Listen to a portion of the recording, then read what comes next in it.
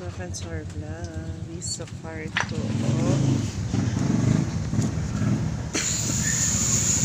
of DIY garden. Itutur ko kayo sa akin nasimulan na tinanim seeds.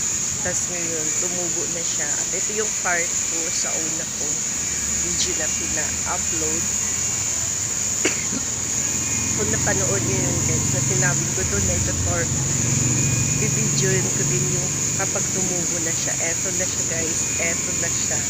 Ang hinihintay ko, ang hinihintay nyo at hinihintay natin lahat na magkaroon tayo ng sariling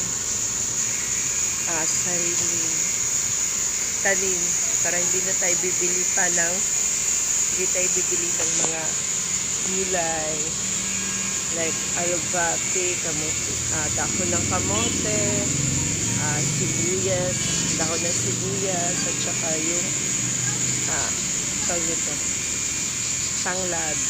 Yun nga guys, yung lemongrass, tinanim ko na siya at kaya tumubo siya. Di ko na lang siya binidya, pero tinanim ko din siya. Ito ngayon guys, ito kayo.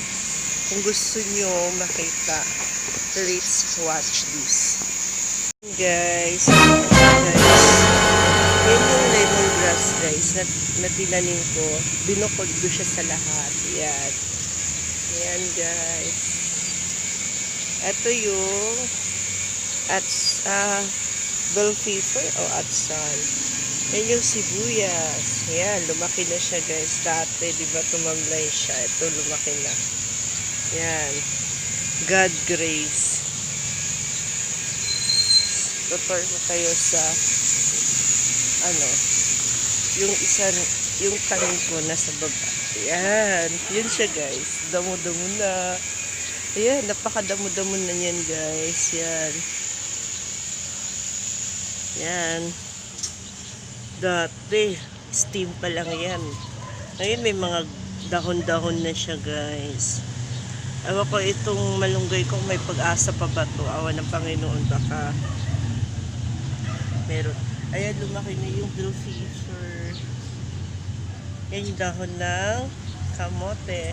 Yan guys, alubate. Yun pa, alubate. Ayan, ayan. Parang kumukulo na yata sinaing ko Yan guys.